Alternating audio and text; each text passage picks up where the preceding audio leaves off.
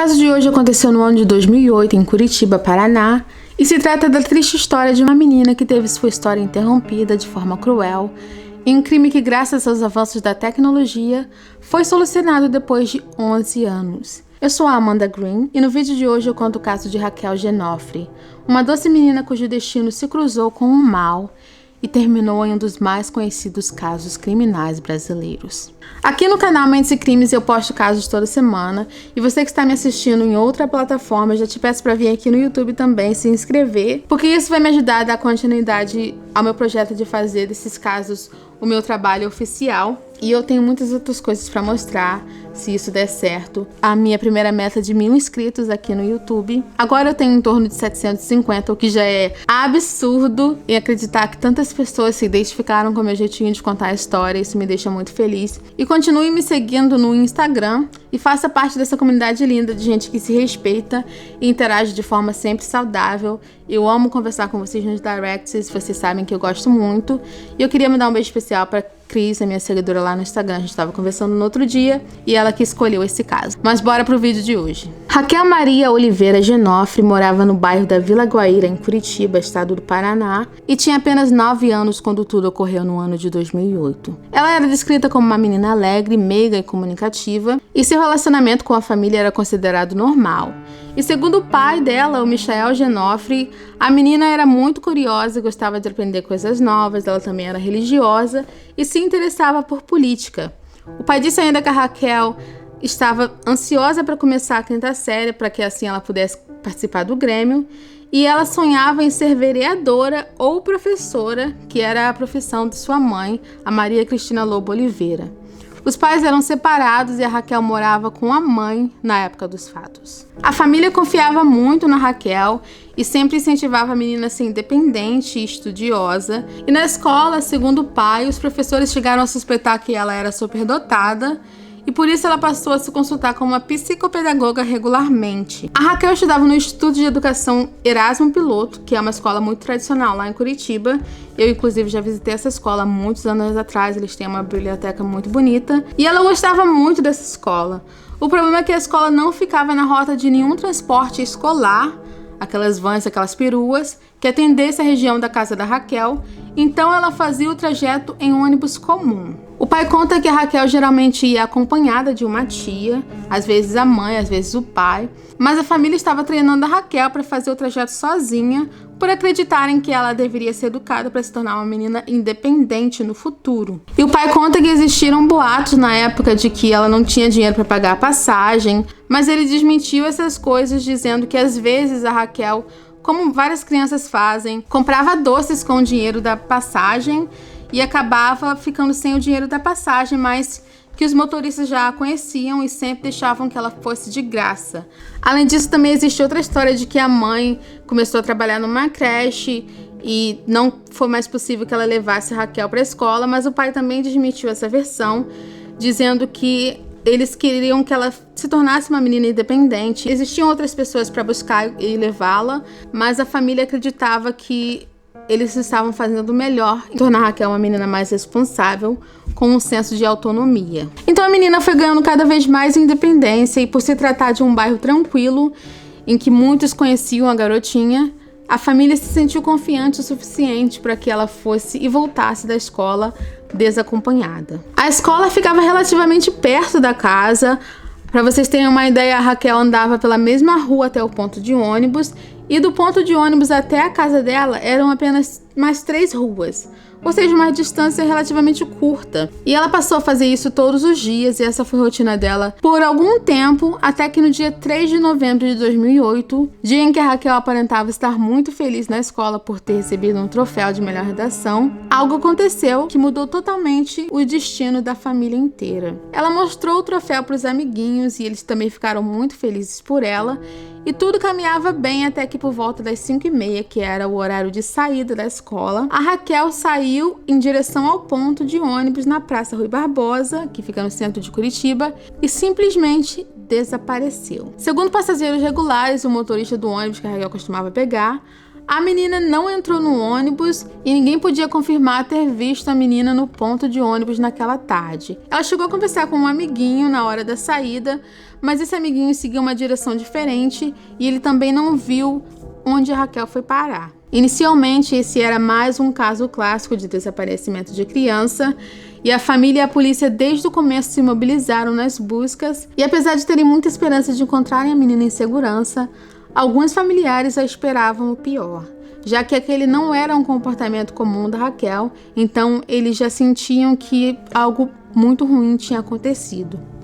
As buscas se intensificaram, mas não duraram muito, pois na madrugada do dia 4 para o dia 5 de novembro de 2008, uma família que vivia na rodoviária, e talvez eu tenha que esclarecer a situação para algumas pessoas, existem pessoas, às vezes famílias inteiras com crianças, que vivem tanto em rodoviária quanto em aeroportos. Enfim, essa família vivia debaixo de uma das escadas da rodoferroviária de Curitiba há 2 semanas, e foi a Neuza Lucas, de 19 anos, que estava deitada no local com seu filhinho de 10 meses, que notou uma mala grande e preta que ela pensou ter sido esquecida por um passageiro, afinal era uma rodoviária. E eles já estavam acostumados com essa rotina, eles sempre devolviam as coisas que eles achavam, coisas que eram perdidas.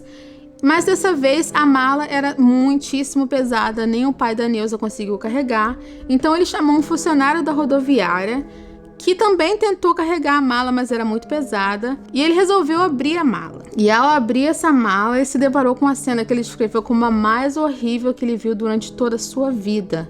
Era o corpo sem vida de uma menina que posteriormente foi identificada como Raquel Maria Oliveira Genofre, que tinha apenas 9 anos. O corpo estava envolto em 2 lençóis verdes e um saco plástico, que depois descobriu-se ser de uma loja da região, que tinha parado de usar esses sacos há pelo menos 2 anos antes do corpo ter sido encontrado, e ela estava vestindo apenas a camiseta do colégio. A necrópsia revelou que a menina tinha sido vítima de abuso sexual, diversas violências físicas como mordidas e queimaduras de cigarro, e que a causa da morte foi asfixia.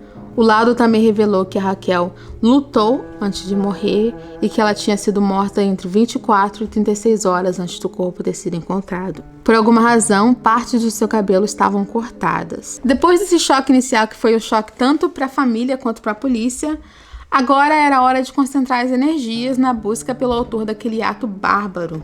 Mas encontrar o autor daquele crime não seria uma tarefa fácil, já que não haviam testemunhas que tivessem visto a Raquel conversando com ninguém, ou imagens que tivessem registrado a interação dela com o autor do crime, ou a pessoa que abandonou a mala na rodoferroviária.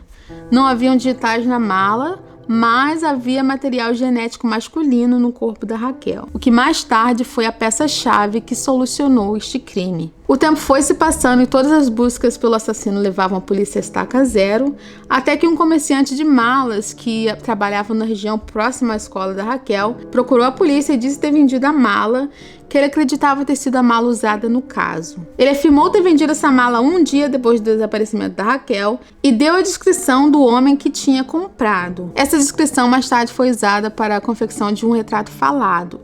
Esse retrato falado ajudou a polícia na prisão de alguns suspeitos, mas todos esses suspeitos foram inocentados depois do exame de DNA, e os anos foram se passando e o caso foi perdendo a visibilidade, mas a família e a polícia não desistiram e as investigações continuaram, mesmo depois do caso ter saído da mídia, e vários outros suspeitos surgiram. Mais de 1000 homens tiveram seu DNA testado e todos deram negativo. E aquele caso estava se encaminhando para se tornar mais um caso sem solução, ou um processo na gaveta do judiciário brasileiro, até que no ano de 2019, após 11 anos de busca, a polícia finalmente chegou ao dono do material genético encontrado no corpo da Raquel. E para surpresa de todos, esse homem já estava preso desde 2016. Ele estava cumprindo uma pena de 22 anos no estado de São Paulo por outros crimes e já era conhecido da polícia. O Carlos Eduardo dos Santos, que tinha 52 anos quando foi identificado, ele já tinha sido preso várias vezes por estelionato e roubo e por crimes sexuais. A polícia conseguiu chegar a Carlos graças à modernização do Banco de Dados Forense do Paraná, que passou a compartilhar as informações do banco de dados com Brasília e São Paulo, e dessa forma a compatibilidade do DNA do Carlos Eduardo e o DNA do autor do crime foi comprovada com 100% de certeza. Ele era o assassino. Na época em que cometeu o crime, o Carlos Eduardo já era um foragido da justiça, ele estava em regime semiaberto e simplesmente não voltou, continuou cometendo crimes. E além dessa evidência fortíssima, ele morava a menos de 1 quilômetro da escola de Raquel e já tinha sido visto várias vezes no ponto de ônibus que a menina utilizava. E ao ser ouvido pela polícia, o homem que já tinha uma condenação por estupro de uma menina de 4 anos confessou o crime. A polícia disse que ele usava vários nomes falsos para conseguir empregos e trabalhava como porteiro em São José dos Pinhais. E no depoimento que ele deu à polícia, ele disse que atraiu a Raquel dizendo ser produtor de um programa infantil e que se ela quisesse fazer parte do programa, ela tinha que assinar alguns papéis no escritório dele. A menina, na sua inocência, o seguiu e acabou morta no mesmo dia em que foi raptada. Ele disse ainda que a Raquel resistiu à violência sexual e que podia reconhecê-lo depois que fosse libertada e por isso ele resolveu matá-la. A polícia concluiu posteriormente que o Carlos Eduardo agiu sozinho e, segundo uma das delegadas que participou das investigações, ele tinha o costume de se mudar de cidade toda vez que a sua verdadeira personalidade era descoberta. O Carlos também mentia compulsivamente para ludibriar as pessoas ao seu redor e ele costumava se aproximar de líderes religiosos das comunidades para onde ele se mudava, para que assim ele pudesse construir uma imagem de pessoa solidária e amigável, ou seja, o verdadeiro lobo em pele de cordeiro. A última atualização desse caso ocorreu no finalzinho do ano passado, quando a juíza Michele Pacheco Sintra Stalder, da primeira vara privativa do Tribunal do Júri da região metropolitana de Curitiba, decidiu que o Carlos vai a júri popular sob as acusações de homicídio triplamente qualificado, rapto, atentado violento ao pudor e ocultação de cadáver.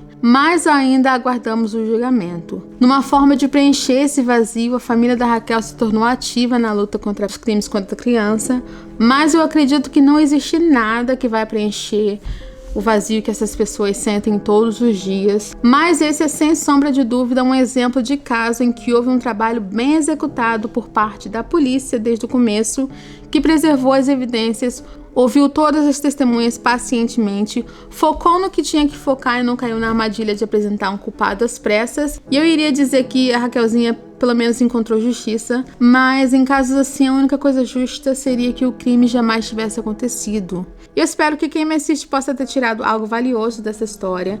Um abraço grande para minha seguidora Cris Guimarães. Eu volto semana que vem com mais um caso. Um beijo, tchau, tchau ou bye, bye.